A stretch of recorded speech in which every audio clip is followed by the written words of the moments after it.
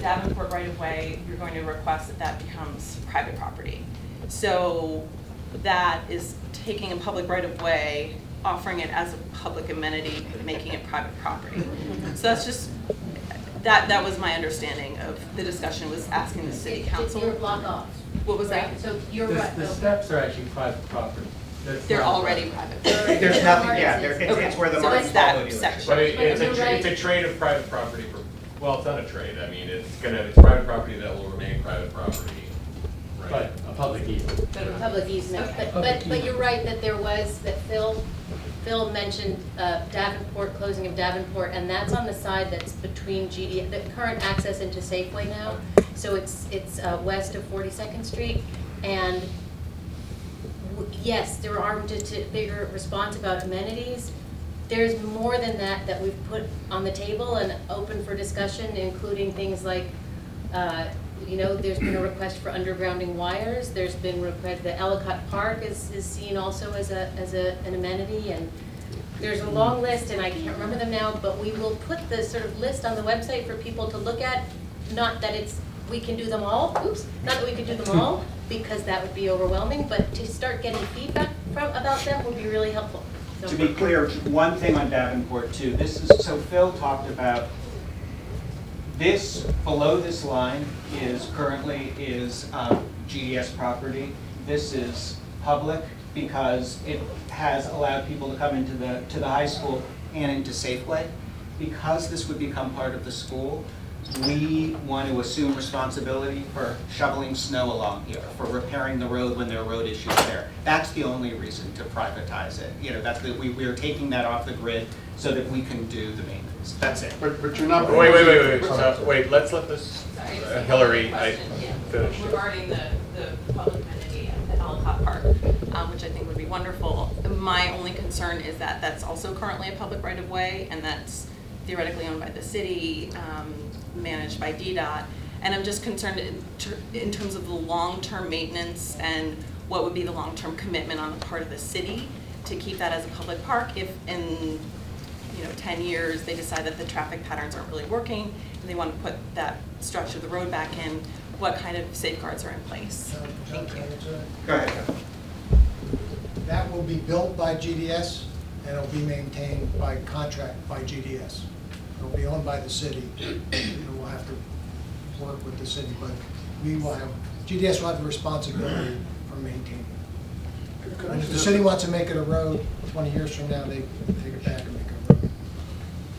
Can I just ask a clarification on the right-of-way question?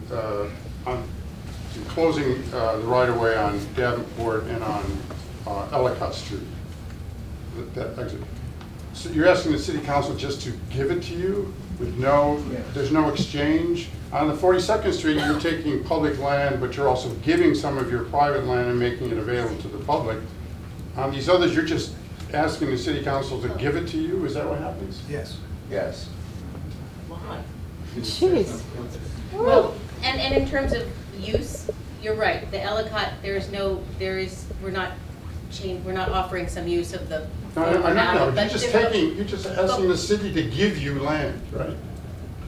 Well, we're asking. There's no exchange here at all. Well, but that's what the community amenities process is all about. I mean, that. Well, That's actually, that goes to the council. You're right, It's you're a right. different process. Okay.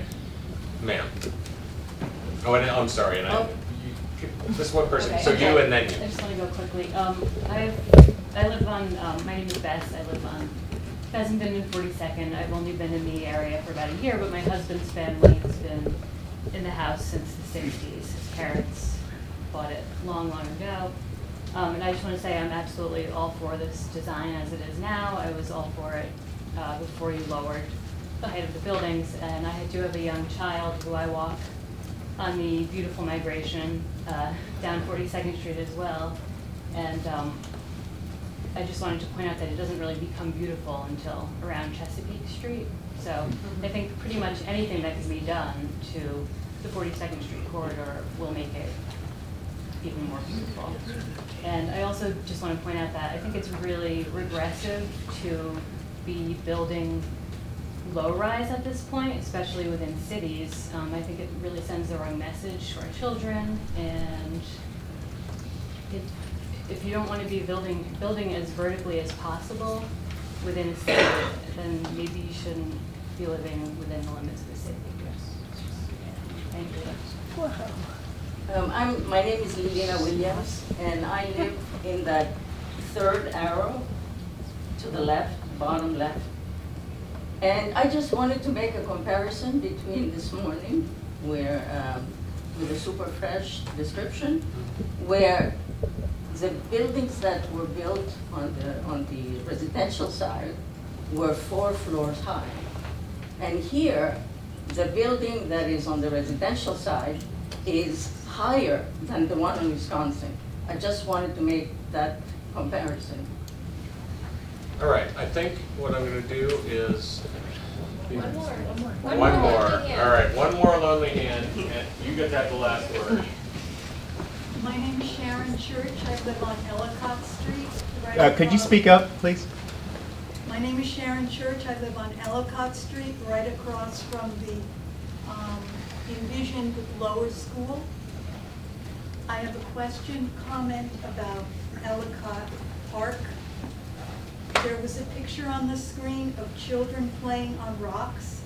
I'm very concerned about the safety of playing in a spot that is so close to one of the most dangerous intersections around.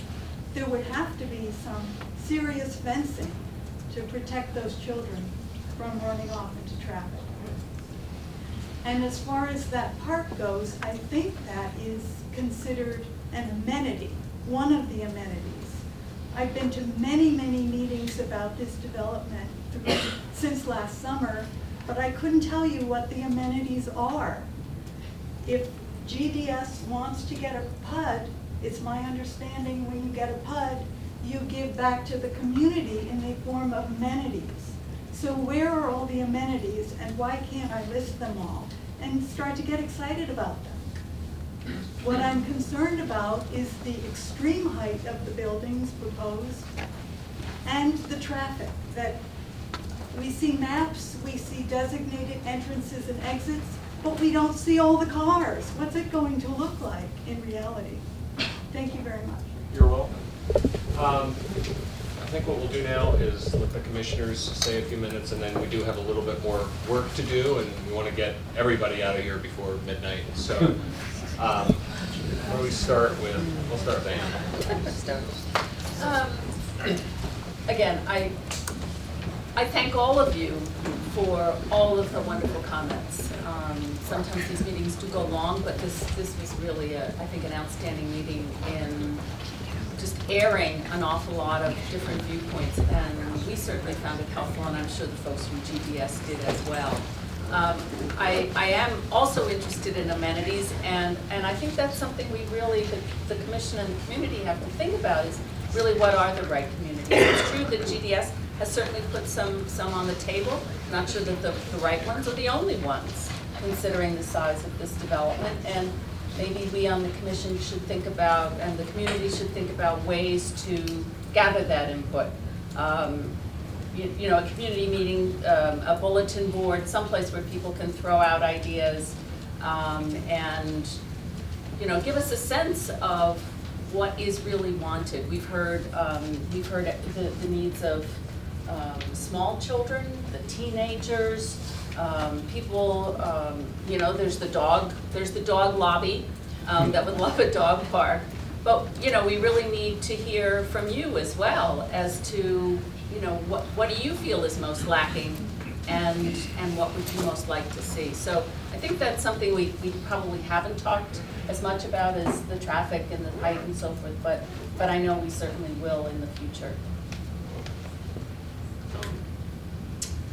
Well, following up on what you were talking about, Phil, can you, I think an important amenity for me is what are the green building elements? We really haven't talked about that, particularly the water runoff. I mean, I've heard for years, I was interested in hearing Neil references, but I've heard for years there are runoff issues for homeowners to the west of the site. Can you talk about what the green building elements are going to be in this project? That really hasn't been made public, and I think that's, for me, going to be an important component of the community amenity package. I'm glad you asked. A couple minutes, just quickly. Okay, this calls engaged a group called Advanced Building Systems. They're a sustainability consultant. But if you don't know our buildings, but a lot of our buildings have been in advance by 10 years. Most buildings in terms of the insulation, the exteriors, R20 walls, exterior insulation, which is the newest idea. But we would be harvesting all the water on site. And under this ramp, there's a sort of triangular dead space. Right now, we're planning on putting a cistern there to take all the rainwater from the campus and keep it there and use it to replenish the cooling tower for the school and for the medical center. They have like 36-page report. That'll be part of our PUD. Their plans use either photovoltaic or green roofs on this building and on other parts of the building. So I'm a green bean from a long way back, and so I just thought I'd come back. So do you have a draft lead worksheet that you've started to Yeah, put together? And you yes. thought aspirationally the level of lead certification We you want to were- go for? Well, silver would be at least a base condition, but we may want to. Gold. Gold. Yeah. Oh, gold, sorry. But also, we want to look at things that aren't necessarily LEED specific, but maybe more energy efficiency specific, because I think there's something to be said for that. Undergrounding the electric lines, which we're probably required to do, helps us replenish the tree canopy along here. That's not a LEED certification, it's open space. But you can't plant these flowering trees under the electric lines and then say, well, that's great, that's the best we can do in the cities, have cherry trees underneath Pepco's lines. So that's sort of a sustainability thing that doesn't show up on the LEED scorecard. So yes, we do a LEED scorecard, and then we also have some things that I think probably are a little more innovative. Is that Well, do you want to information- speak about the LEED piece as well? So there is an extensive report that is many pages long. Speak up, please. I'll ask Russell to yell because I can't project. There's an extensive scorecard or an extensive report that is around 40 pages long. Not only are we taking a look at photovoltaic, at water, detention, but we're also taking a look at anti-glare measures and how it is that we can position the building within the site so that we can take a look at energy consumption as well as natural light, etc. So it is a very comprehensive plan that takes a look at energy, light, water. As I said, traffic is part of it. So it is a true sustainability perspective that fits in line with the board's perspective in terms of the mission of the school. So you'll be able to share that draft score card for them? It's more than a scorecard. So we're actually taking a look at, the scorecard is one element of it. When you take a look at the scorecard, you can count number of bike spaces in that scorecard. What we're actually taking a look at doing is taking a look at building passive standard, or passive building standards and some of the others that really take into consideration elements that go beyond simply counting bike spaces or other elements. The short So I think answer- you'll be quite pleased. Yes. We will We're get going to into the the scorecard, but we think there's some other things we can do beyond We're that. familiar with Yes. the scorecard, but I think it would be We'll good. get it to you. And I think these are something that people opposed to the project can get interested in and engage and think positively about. However dense this is, how it can be a more positive project. Now, I'll challenge you guys to go for platinum certification. At least based on DC Urban Moms, the private schools seem to compete against each other. And let's add that Sidwell went for platinum certification. And I'll challenge you guys to competition make the same stretch. Want to ask about the River Road pedestrian access. I presume DDOT is pressing for that. I think that will be important to make this a more porous site. Is that in the designs, and where does that stand?